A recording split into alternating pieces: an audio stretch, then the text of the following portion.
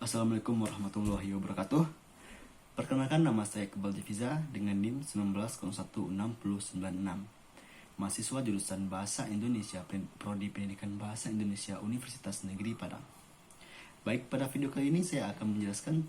Pada video kali ini bertujuan untuk memenuhi tugas atau memenuhi nilai dalam mata kuliah morfologi yang saya ambil pada semester 3 sekarang. Baik, ketentuan yang harus saya lakukan adalah saya harus memilih dari beberapa silabus, yaitu beberapa materi yang terdapat pada silabus. Nah, maka dari itu saya mengambil salah satu materinya, yaitu reduplikasi yang terdapat pada minggu ke-9 dalam silabus morfologi. Baik, mari kita mulai. Reduplikasi. Menurut buku Morfologi Higher, halaman 178, reduplikasi atau pengulangan bentuk satuan kebahasaan merupakan gejala yang terdapat dalam banyak bahasa di dunia ini. Misalnya dalam satu bahasa Indonesia, reduplikasi ini lebih ke bentuk pengulangan kata yang terjadi. Nah, contohnya itu seperti kata rumah pada kata bahasa Indonesia. Kata rumah ini mengalami makna yang berbeda-beda jika kita melakukan dengan pengulangannya. Contohnya seperti kata rumah itu mengartikan bagaimana tempat tinggal atau tempat menetap seseorang. Sedangkan jika kita ulang dengan kata rumah-rumah, maka akan menghasilkan makna banyak rumah. Sendiri menurut Khair pada halaman 178 juga terdapat menurut Hasan Awi pada tahun 2003, reduplikasi atau pengulangan adalah proses pengulangan kata atau unsur kata. Reduplikasi juga merupakan proses menurunkan kata dengan perulangan untuk mampu sebagiannya. Contohnya adalah anjing-anjing, lelaki, sayur-mayur, dan sebagainya. Selain dari proses morfologi, reduplikasi ini juga terdapat berbagai macam bentuk pembagiannya dalam morfologi. Proses pengulangan reduplikasi ialah pengulangan satuan gramatik, baik seluruh maupun sebagiannya, baik dengan variasi fonem maupun tidak. Hasil pengulangan di sini disebut kata ulang, sedangkan satuan yang diulang merupakan bentuk dasar. Kenapa terdapat kata ulang dengan kata dasar? Contohnya saja seperti kata lelaki. Kata lelaki dengan pengulangan kata le dan lelaki, maka menghasilkan kata dasarnya adalah laki dan kata ulangnya adalah lelaki. Nah, seperti itu bagaimana pembagian reduplikasi dalam kata ulang dan kata dasarnya. Dan menurut Kai terdapat berbagai macam bentuk proses pengulangan atau reduplikasi yang terdapat pada morfologi.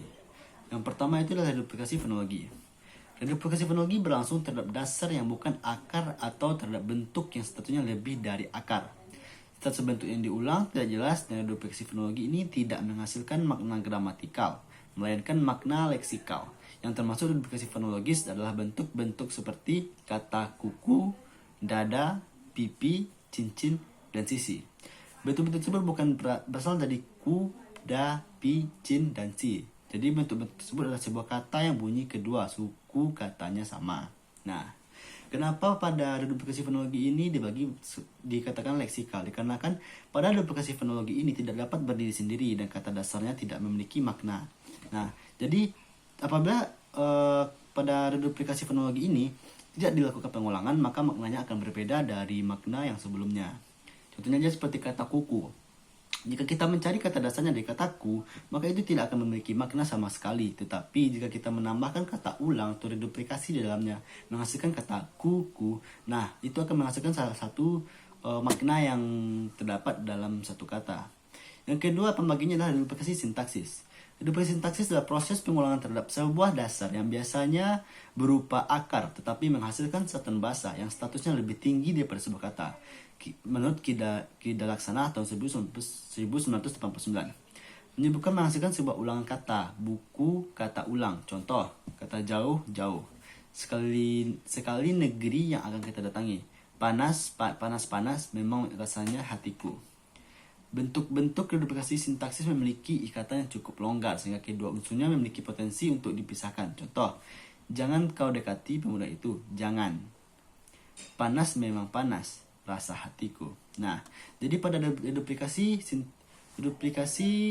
sintaksis ini tidak terlalu untuk menekankan bagaimana urutannya. Terkadang pengulangan terjadi pada reduplikasi sintaksis ini terkadang memiliki jarak. Seperti contohnya tadi, seperti panas memang panas hatiku. Pada kata panas dipisahkan oleh kata memang panas. Jadi tidak harus dilakukan dengan secara bersamaan, tetapi bisa dipisah dengan kata lain. Nah, begitulah bagaimana duplikasi sintaksis.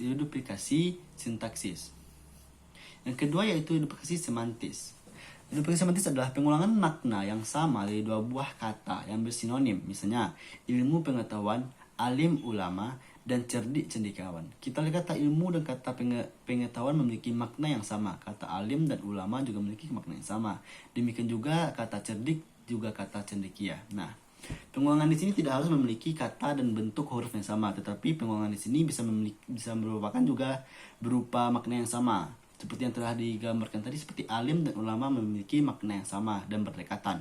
Tidak mengharuskan mereka memiliki bentuk kata yang sama dan tidak harus memiliki susunan kata yang sama. Yang selanjutnya adalah duplikasi morfologis. Duplikasi morfologis dapat terjadi pada bentuk dasar yang berupa akar, berupa bentuk berafiks, dan berupa bentuk komposisi. Prosesnya dapat berupa pengulangan utuh, pengulangan berubah bunyi, dan pengulangan sebagainya. Yang pertama itu dalam duplikasi morfologis ini terdapat pengulangan akar. Bentuk dasar yang berupa akar memiliki 3 macam proses pengulangan, yaitu pertama itu pengulangan utuh. Bentuk dasar itu diulang tanpa melakukan perubahan bentuk fisik dari akar itu, misalnya meja-meja. Nah, pada pengulangan akar yang bentuk utuh ini biasanya itu mengambil seluruh bentuk katanya. Contohnya seperti kata rumah, jika diulang menjadi rumah-rumah. Nah, dan jadi seluruh kata yang terdapat huruf yang terdapat di situ digunakan di dalam kata tersebut. Sebenarnya adalah pengulangan sebagian. Yang diulang dari bentuk dasar itu hanya salah satu suku katanya saja, disertai dengan perlemahan bunyi, misalnya leluhur. Bentuk dasar leluhur perlu dicatat. Bentuk dasar dalam pengulangan sebagian ini dapat juga diulang secara utuh, tetapi dengan perbedaan makna gramatikalnya. Nah, terkadang di dalam bentuk satu kalimat memiliki bentuk susunan kata yang berbeda-beda. Berbeda kata akan membedakan maknanya yang ada pada satu kalimat tersebut. Nah, contohnya aja seperti kata leluhur. Kata leluhur ini juga bisa berasal dari kata dasar luhur. Nah, kata luhur ini juga bisa digunakan di dalam pengulangan utuh, tetapi juga bisa digunakan dalam pengulangan sebagian, dikarenakan kata luhur bisa diulang dengan kata leluhur. Sebenarnya ada pengulangan dengan perubahan bunyi. Bentuk dasar itu diulang tetapi disertai dengan perubahan bunyi. Yang berubah bisa bunyi vokalnya dan bisa pun bunyi konsonannya. Bentuk yang berubah bunyi bisa menduduki. Yang berubah unsur pertamanya adalah contoh bolak-balik. Nah, pada kata bolak-balik terdapat bentuk konsonannya yang diubah, yang menyebabkan suatu kata juga bisa dibilang diulang, tapi diubah juga bentuk susunan dari huruf yang digunakan dan bentuk kata yang digunakan gitu. Bisa juga seperti coret-coret gitu. Dan yang selanjutnya adalah pengulangan dengan infiks. Sebuah akar diulang tetapi diberi infiks pada unsur ulangannya, misalnya turun-temurun dan tali-temali. Nah, pada kata pengulangan dengan infiks ini itu berupa kata yang pengulangan utuh tetapi diberikan beberapa bentuk infiks di dalamnya. Contoh kata biasanya kan dari kata turun temurun jadi turun ditambahkan infiks jadi turun temurun di dalamnya untuk pengulangan infiks. Selanjutnya ada pengulangan dasar berafiks. Berikut ini dibacakan proses itu dengan afiksnya satu persatu. Untuk pengulangan dalam berafiks ini terdapat berbagai macam banyak bentuk yang dijelaskan bagaimana pengulangannya. Seperti kita ketahui bahwasanya berafiks memiliki banyak bentuknya ya. Jadi kita lanjutkan dulu karena saya berikan contohnya seperti kata, saya berikan contoh beberapa aja. Akar berprefiks ber, ada 2 macam pengulangan akar berprefiks ber, yaitu pada akar mula ditumbuhkan prefiks ber, lalu dikatakan pengulangan sebagian ada yang diulang hanya akarnya saja. Contoh, berlari, lari, berjalan, jalan. Nah, pada akar berprefiks ber ini bisa digunakan di dua bentuk. Pertama itu pengulangan prefiks ber yang kedua kata pengulangannya dikasih ber, tetapi ada juga yang satu prefiks ber itu tidak dikasih. Baik, mungkin sekian dari penjelasan saya tentang reduplikasi.